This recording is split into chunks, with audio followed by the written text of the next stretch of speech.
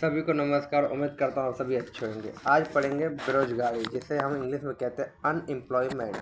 भारत की सबसे बड़ी जो आज की जो समस्या है, ये हमारी समस्या तो है ही, विशेषकर तो भारत की है, जो है बेरोजगारी। बढ़ती जनसंख्या के कारण आज बढ़ता बेरोजगारी है। आज भारत के हर घर में बेरोजगार देखने को मिलते हैं। वो बेरोजगार हम भी हो सकते हैं, आप भी हो सकते हैं।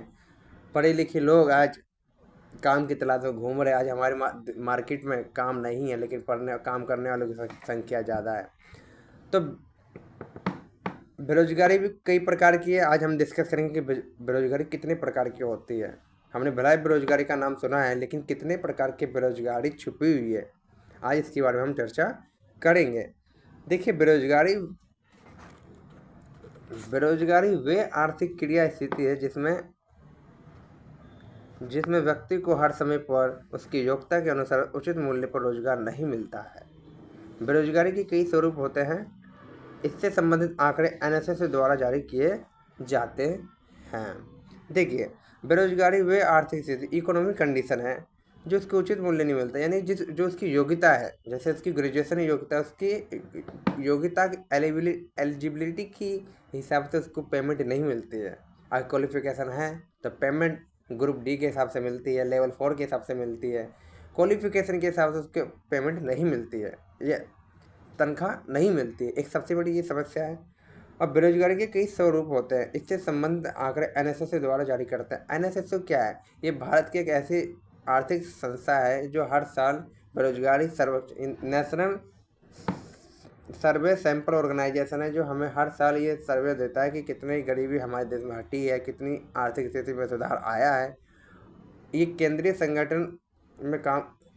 सांख्यिकी संगठन यानी सेंट्रल स्टैटिस्टिक्स ऑर्गेनाइजेशन के नेतृत्व अंदर में ये काम करता है। बेरोजगारी को दर्शाने के लिए फ्लेक्स वर्क का प्रयोग किया जाता है। तो सबसे पहला आज हम पढ़ेंगे कि बेरोजगारी का प्रकार। सबसे पहला जो प्रकार है हमारा, संरचनात्मक बेरोजगारी, जिसको इंग्लिश में हम कहते हैं स्ट्रक्चरल अनएम्प्लॉयमेंट। क्या एम्प्लॉयमेंट क्या होता है, ये आज जानते पढ़ते हैं इसको।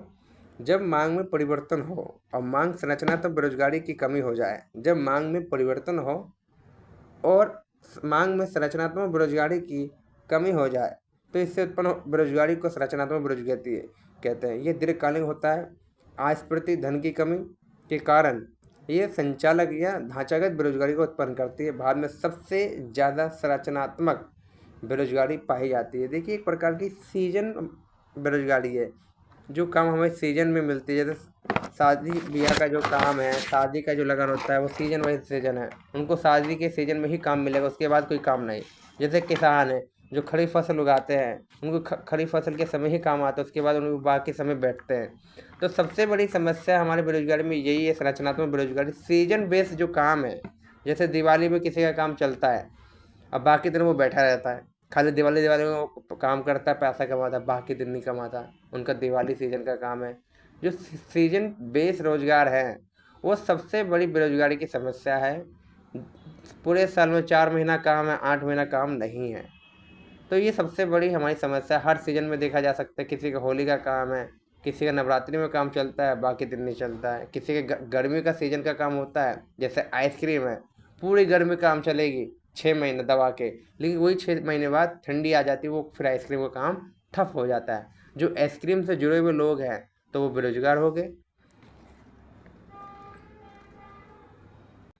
अब पढ़ेंगे चक्रीय बेरोजगारी, जिसे कहते हैं साइकिल अनएम्प्लॉयमेंट। जब मांग पूरी तरह समाप्त हो जाए, अर्थात श्रम मांग के अभाव में फैक्ट्री बढ़ जाए, उससे जुड़े सभी लोग बेरोजगार होते हैं। जैसे दिवाली का ही एग्जाम्पल ले लें। अभी दिया का काम बहुत प्रेशर पे था, फिर दिवाली के समय दिया का जो काम था फैक्ट्री में बढ़ गया था, मांग बढ़ी थी। इसके बाद दिवाली काम हल्का हो गया, दिवाली के बाद काम मंदा हो गया, अब दिया कोई नहीं पूछ रहा, लोग थोड़ा बेरोजगार हो गए। तो चक्रीय बेरोजगार यानी जो चक्र के हिसाब से चलते हैं, यानी ये भी एक प्रकार का सीजन ही बेस्ड होता है। अगला बेरोजगारी का जो प्रकार है वह है घर्षणात्मक बेरोजगारी, जिसे कहते हैं फ्रैक्चरेशनल अनएम्प्लॉयमेंट। ठीक है, जब तकनीकी विकास होता है, जब तकनीकी विकास होता है तो पुरानी तकनीक के लोग तब तक के लिए बेरोजगार हो जाते हैं जब तक कि वो नई तकनीक सीख नहीं पाते, अर्थात नई नौकरी को खोजने के लिए के दौरान हुई बेरोजगारी घर्षणात्मक बेरोजगारी होती है।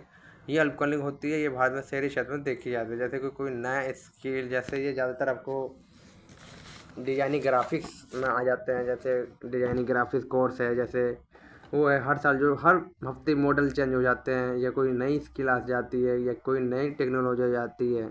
लोग पुराने स्किल को सीखे होते हैं। जैसे एग्जाम्पल ले लो, लोग हाथ से पहले कपड़े को सिलाई करते थे, आज टेलर मशीन आ गई है कपड़े सिलाई करने की, लेकिन जो सीख नहीं पाए तो वो बेरोजगार हो गए। लेकिन कम समय के लिए होता है, वो फिर ट्रेनिंग लेते हैं, फिर उसके बाद कपड़े की वो सिलते हैं ट्रेनिंग लेने के बाद टेलर मशीन से। तो ये घर्षणात्मक बेरोजगारी, नई टेक्निक का प्रयोग करना चाहिए।